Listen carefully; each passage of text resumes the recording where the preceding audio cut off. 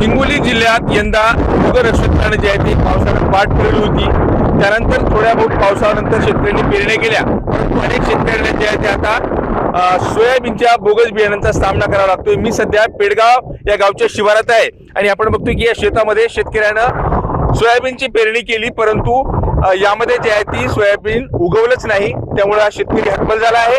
आपण बघू शकता इकडच्या बाजूला देखील जे आहे ते सोयाबीन उगवल्याच गेले नाही, त्यामुळे शेतकऱ्याला जे आहे ते मोठा मनस्ताप सहन करावा लागला आहे, आर्थिक नुकसान सहन करावं लागलं आहे। आपल्यासोबत हा शेतकरी आहे। दादा, मला सांगा, या शेतामध्ये किती सोयाबीन पेरलं होतं, कुठलं बियाणं होतं? 2 एकर शेतामध्ये बन्सल या कंपनीचं बियाणं पेरलं होतं आणि मला संपूर्ण खर्च असं पेरणी धरून 50,000 रुपये खर्च आला आणि हे बियाणं आतापर्यंत निघलेलं नाही। तुम्ही कुणाकडे तक्रार केली मग? जिल्हाधिकारी कार्यालय हिंगोली।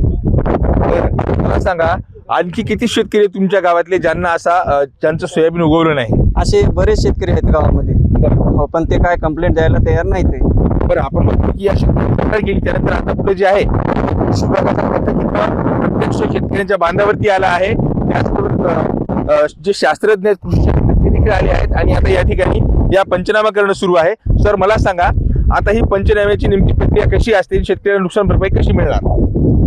सर, आम्ही आज पंचनामा केलेला आहे। याप्रमाणे इथं काउंट प्रत्यक्ष शेतात काय आढळलं याची आम्ही परिस्थिती लिहिली आणि यांनी पुन्हा त्यांचं नुकसान होत आहे म्हणून त्यांनी पुन्हा पेरलं।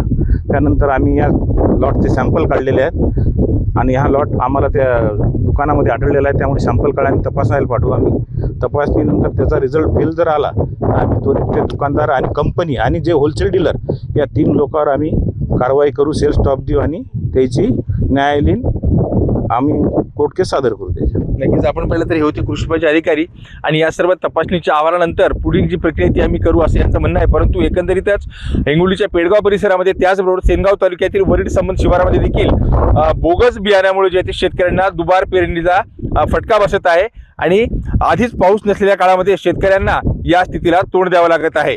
मनीष खरात, न्यूज 18 मराठी, पेडगाव शिवार, हिंगोली।